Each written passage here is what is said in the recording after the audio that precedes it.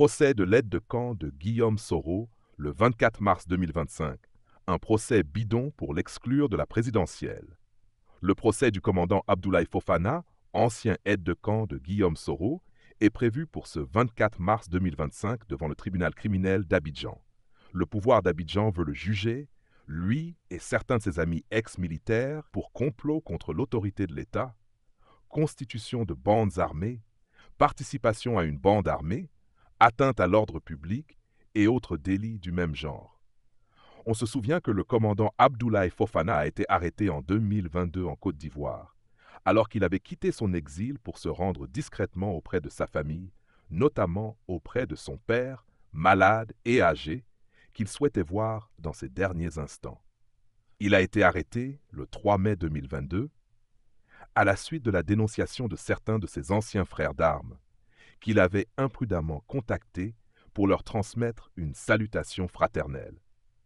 Lors de son arrestation, il a évidemment été torturé pendant des mois à la direction de la surveillance du territoire, DST, avant d'être transféré dans un lieu de détention tenu secret, afin de le faire avouer qu'il était rentré en Côte d'Ivoire pour orchestrer un coup d'État au profit de son ex-patron Guillaume Kigbafori Soro.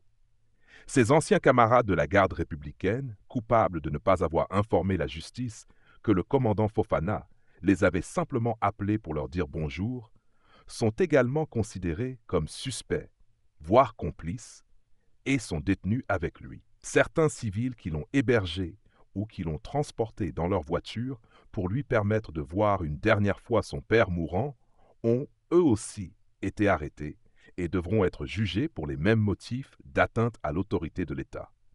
Voici donc la mascarade judiciaire qui s'ouvrira ce 24 mars à Abidjan. Et mon Dieu, on vient de le radier de l'armée, ou bien je me trompe sur toi. Oui, on vient de le radier de l'armée. Lui-même, il ne le savait pas. C'est moi qui l'ai appelé. J'ai dit, mais Fofana, on t'a radié. Il m'a dit, comment? J'ai dit, tu n'as pas le papier. Il m'a répondu, non. J'ai dit, bon, je t'envoie le papier. Je lui envoie. Il me dit, mais patron, comment peut-on me radier? Je fais mon travail, je suis votre aide de camp.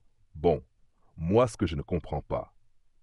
Alassane, quand lui, il était dans l'opposition, à l'époque où moi j'étais Premier ministre, on lui a donné 20 gendarmes pour le sécuriser. Oui, 20 gendarmes. Et puis moi, j'avais mis un autre dispositif pour le protéger, tu vois. Moi, à mon tour, un simple aide de camp, on le radie de l'armée. Bon, je ne sais plus quoi dire. Ah, est-ce que Fofana, là, c'est un bêté? Fofana, t'es bêté? Est-ce que t'as ton papa bêté, ta maman bêté? Les Poyaka, après, on va dire que ce sont les bêtés qui sont contre nous. Est-ce que c'est un bêté qui t'a renvoyé? Autant de bruit là, tu ne travailles pas bien avec moi. Est-ce qu'on t'a renvoyé? Mais si je dis que c'est Alassane qui l'a radié de l'armée, vous allez encore dire que Guillaume est radié. Voilà, quelqu'un dans le combat pour qu'Alassane soit président, on a tiré sur lui à bout portant. Il a une trace de balle dans son pied, actuellement. Non, Abou, celui-là, il est mort aujourd'hui. J'allais faire comment? Et ce n'est même pas Bongo qui l'a radié, hein? C'est celui pour qui il a pris la balle qui l'a radié.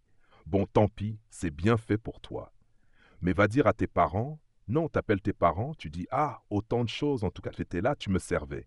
Autant d'Alassane, le papier est là. Donc, chers amis, après, notre jeune va dire que j'ai trahi Alassane. Bon, si on attend dehors, ouais, très bien, c'est bien, bon. Donc, après, on va dire qu'on a trahi Alassane. On a trahi comment? Donc, nous, on n'a qu'à suivre. À la salle, on voit qu'il s'en va dans le mur, on va le suivre. Après, la population va soulever pour venir nous frapper, nous tous. Moi, je ne peux pas me laisser frapper pertinemment comme ça. Donc vraiment, je me suis retiré. Loin d'être une procédure impartiale, ce simulacre de justice s'inscrit dans une stratégie plus large de répression et de musellement de l'opposition. Les charges retenues contre lui et ses co-accusés reposent sur des accusations grotesques, fabriquées de toutes pièces par une justice aux ordres. L'objectif est clair, enchaîner les condamnations et les intimidations pour dissuader tout soutien à Guillaume Soro et surtout empêcher son retour triomphal sur la scène politique ivoirienne. À titre d'exemple, on reproche au commandant Fofana d'être monté à bord de la voiture d'un ami dont le père est marabout, ou encore que sa conjointe ait fait un transfert d'argent à quelqu'un qu'il avait contacté durant son exil pour lui soumettre un problème financier. Lors de son arrestation, il se trouvait dans la voiture d'un civil avec qui il revenait de Yopougon, où ils étaient allés manger du poisson. L'arrestation du commandant Abdoulaye Fofana est considérée comme une aubaine pour Alassane Ouattara et son clan. À l'aube de la présidentielle de 2025, ils se dépêchent d'organiser le procès de quelqu'un qui est pourtant entre leurs mains depuis 2022 et dont l'instruction a été bouclée en quelques mois. Il s'agit de saisir l'occasion de ce procès pour en faire un autre, celui de Guillaume Soro. Si son ancien aide de camp a été arrêté, Abidjan pense détenir un personnage sensible au fait de tous les secrets de l'ancien Premier ministre et ancien président de l'Assemblée nationale. Ses hommes, son réseau, ses alliances, ses émissaires, son trésor de guerre, ses cachettes, etc. Le commandant Abdoulaye Fofana est censé tout savoir et surtout tout dire. Mais hélas, l'examen minutieux du dossier révèle des failles béantes. Aucune preuve tangible ne vient étayer les accusations de complot contre l'État ou de constitution de bandes armées attribuées au commandant Abdoulaye Fofana, encore moins un quelconque lien de collusion avec Guillaume Soro. Grâce à ses contacts dans le milieu judiciaire, Chris Yapi a pu avoir accès à l'ensemble du dossier d'accusation, et c'est à mourir de rire. Tout est vide et ne repose sur rien. D'abord, dès que M. Soro a quitté la présidence de l'Assemblée nationale en 2019, le commandant Abdoulaye Fofana n'occupait plus le poste d'aide de camp et ne disposait plus d'aucun lien professionnel ni institutionnel avec lui.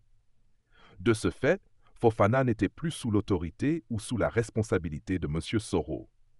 Selon des témoignages recueillis auprès de proches de Guillaume Soro, celui-ci a été surpris d'apprendre l'arrestation d'Abdoulaye Fofana en Côte d'Ivoire.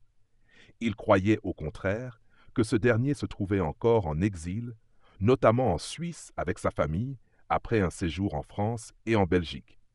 Il ignorait donc qu'il avait décidé de rentrer clandestinement en Côte d'Ivoire pour aller voir son père malade, lequel est d'ailleurs décédé quelques mois après l'arrestation de son fils.